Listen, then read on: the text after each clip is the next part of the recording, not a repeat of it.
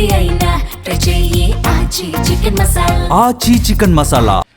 Congress high command కొత్త రాజకీయ వ్యూహానికి తెరతీసిందా? కాంగ్రెస్ను వీడి ప్రాంతీయ పార్టీలు పెట్టుకున్న వారిని తిరిగి తమ గూటికి తెచ్చుకునేందుకు ప్రయత్నాలు మొదలుపెట్టిందా? గతంలో కాంగ్రెస్లో పనిచేసిన మమతా బెనర్జీ, జగన్, శరద్ పవార్ సహా ఇతర పార్టీలను కాంగ్రెస్ పార్టీలోకి ఆహ్వానిస్తున్నారా? ఇదే జరిగితే 2029 ఎన్నికల్లో దేశ రాజకీయాల్లో సంచలనాలు నమోదు కావడం ఖాయమా? అటు కాంగ్రెస్ పార్టీలో చేరే అంశాన్ని ఎన్సీపీ నేతలు ఖండించకపోవడంతో ఈ ప్రచారానికి మరింత బలం చేకూరుతోందా?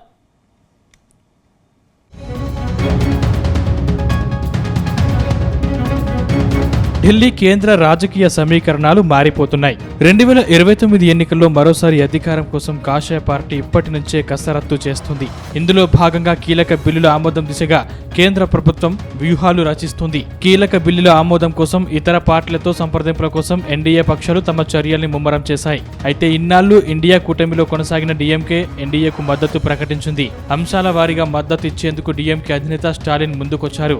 అటు టీఎంసీ చీలికతో బిల్లుల ఆమోదానికి మద్దతు పెరిగే అవకాశం ఉంది. అయితే ఎన్డీఏకు చెక్ పెట్టేందుకు కాంగ్రెస్ పార్టీ సైతం భారీ వ్యూహాలు రచిస్తున్నట్టు ప్రచారం సాగుతుంది.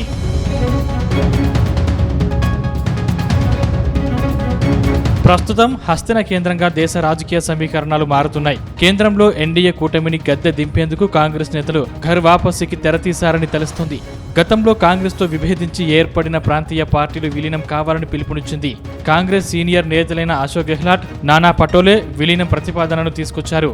బీజేపీని ఎదుర్కోవడానికి ఇదే ప్రత్యామ్నాయమని, ప్రాంతీయ పార్టీలు కాంగ్రెస్ లో విలీనమైతే ఓటింగ్ తీరుతెన్నులే మారిపోతాయంటున్నారు. శరద్ పవార్, మమతా బెనర్జీ పార్టీల చీలికలను ప్రస్తావిస్తూ ఘర్ వాపసీ ప్రతిపాదనను తెరపైకి తెచ్చారు. పార్టీల విలీనం చేసి రాహుల్ నాయకత్వంలో పనిచేయాలని అశోక్ గెహ్లాట్ సూచించారు. అయితే ఈ విలీనం ప్రక్రియపై ఎన్సీపీ నేతలు సానుకూలంగా ఉన్నట్టు తెలుస్తుంది. ఎందుకంటే ఆ పార్టీకి చెందిన సుప్రియా సూలే ఈ విషయాన్ని ఖండించకపోవడమే ఇందుకు నిదర్శనంగా చెప్తున్నారు.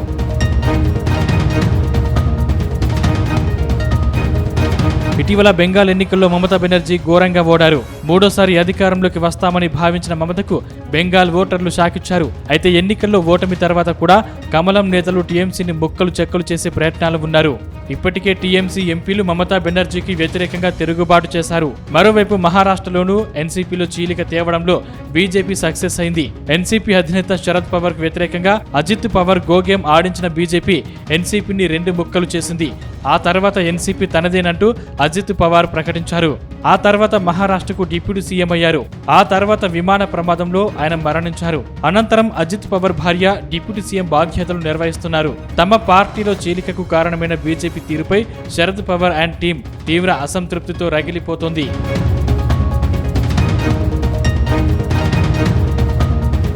ఇక ఆంధ్రప్రదేశ్లోనూ కాంగ్రెస్ పార్టీ ఓ వెలుగు వెలిగింది.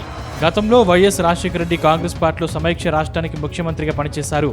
అయితే రాష్ట్రం 2 విడిపోయాక వైఎస్ జగన్ సొంత కుంపటి పెట్టుకున్నారు.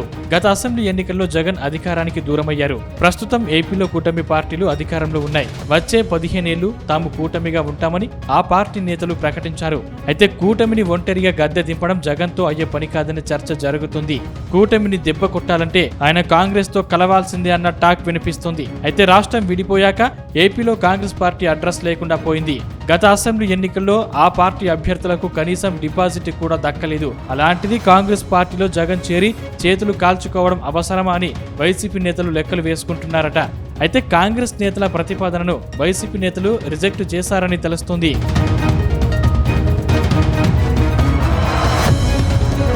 మొత్తం మీద కాంగ్రెస్ పెద్దల ప్రతిపాదనపై ఒక్క ఎన్సీపీ తప్పితే మిగతా పక్షాలన్నీ వ్యతిరేకిస్తున్నట్టు సమాచారం.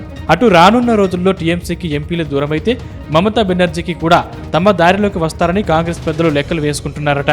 అయితే కాంగ్రెస్ నేతల ఘర్ వాపసీ ప్రతిపాదనను మిగతా పార్టీలు అంగీకరించి తమ పార్టీలను కాంగ్రెస్ పార్టీలో విలీనం చేస్తారా అనేది తెలియాలంటే మాత్రం మరికొద్ది రోజులు ఆగాల్సిందే అంటున్నారు హస్తిన వర్గాలు.